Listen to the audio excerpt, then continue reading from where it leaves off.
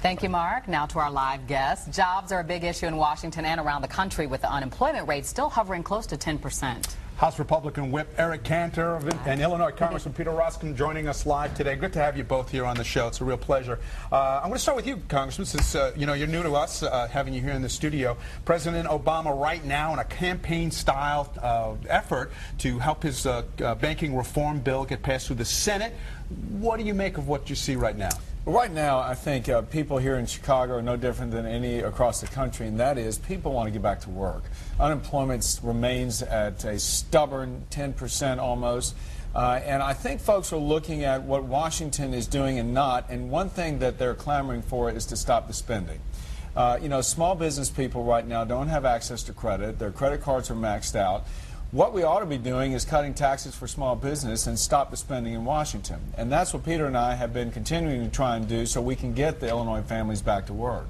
You know, some critics of the Republican Party have been saying that you are the party of no. Tell me what you're saying yes now in this effort that you guys are involved in. Well, all through the health care debate, the energy debate, and a whole host of other things, what we've been saying, no, but how about this? And there's a difference. So in the healthcare debate, we were continually offering alternatives that would drive costs down and therefore increase access. Things that most Illinoisans understand you need to do. That is reforming the tort liability system so doctors don't have to practice defensive medicine and order unnecessary tests. Not in the majority's bill. Or things like the ability to purchase health insurance across state lines. Makes a great deal of sense to open markets up and bring competition, and everyone agrees would bring costs down, but it's not in the majority's bill. Right now, we stood against the stimulus package last year because it was $1 trillion in spending that promised unemployment was going to peak at 8%. In Illinois, we've hit over 10%, as you know. And so I think that there's a sense of, look, we need to have common sense solutions that says, first and foremost, we're going to respect the taxpayer. Secondly, we're going to create an environment where small business can flourish, and you don't have to be connected in Washington in order to get a big bailout.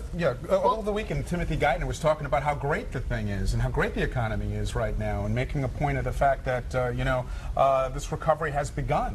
Well, the Secretary of Treasury, with all due respect, I don't think he's talking to the same constituents that I represent. He's not talking to the constituents that Congressman Cantor represents in Virginia, and it's really this sense of kind of a disconnection from Washington, D.C. that doesn't seem to be listening, and more solutions. Even this financial program that the president is talking about, when you really shake it down and distill it down, it's another bailout. It is another bailout for big business that puts capital at risk, makes bad business decisions, and brings us all down. Well, we have a reporter who has been doing a story on a small business every week, and one of the small business owners says he just needs more help from the federal government.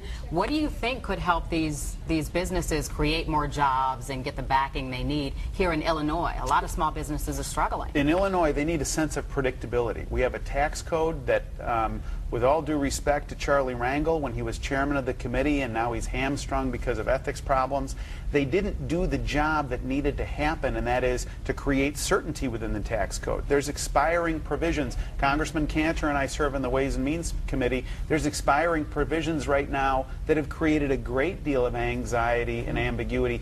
Business doesn't know what to put capital at risk, and they don't know what's going to happen if they do put it at risk. You know, both of you became very public faces on the health care reform issue in the big debate. I want to read you a quote from President Clinton about what he did and its relation to health care. He goes, "We passed a bill which reversed trickle-down economics by one vote, close like the health care bill, and it led to an enormous flowering of the economy in America.